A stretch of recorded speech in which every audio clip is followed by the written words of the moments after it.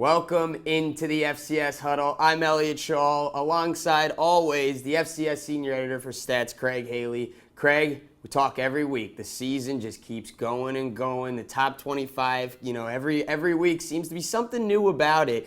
And, we focus on some of the big teams like Jacksonville State and North Dakota State. Now, what about some of the teams in the smaller conference? Like, let's maybe focus on, let's say, the Northeast Conference, and let's look at the matchup Duquesne at Bryant this week. What can we look into that? You're right. That's a big matchup.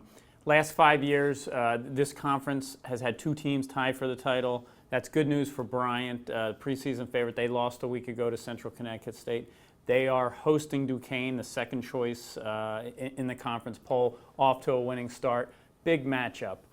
Duquesne, very injury-riddled last year, have all their stars back, doing well.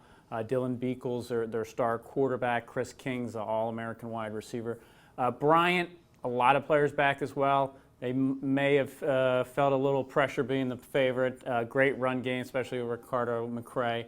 I think it's a terrific matchup. Bryant, they're back to the corner here. I don't think they've fired on all cylinders all year. I think Duquesne may have just a little bit too much talent. Obviously, they have to go on the road, but great matchup. I think, close matchup. Okay. So, we're looking at these smaller conferences. How about the new Celebration Bowl with the two conferences that are going to meet in there? Why don't we look at the SWAC and the MEAC, and what teams do you really like coming out of those two conferences? Sure. Terrific weekend for both conferences. Let's start with the SWAC. Alcorn State is the defending champion. They're leading the East Division. They're hosting Grambling State, the West Division leader.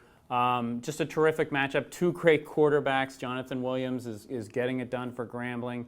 John Gibbs Jr. is leading Alcorn State. These teams should go back and forth. I do think the run game of Alcorn may be a difference maker here.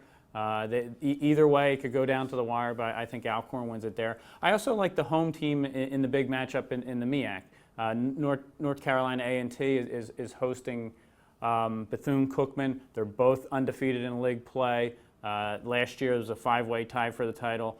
And North Carolina A&T is the favorite here in the preseason poll, but you can make a case for a bunch of teams, and Bethune really knows how to win.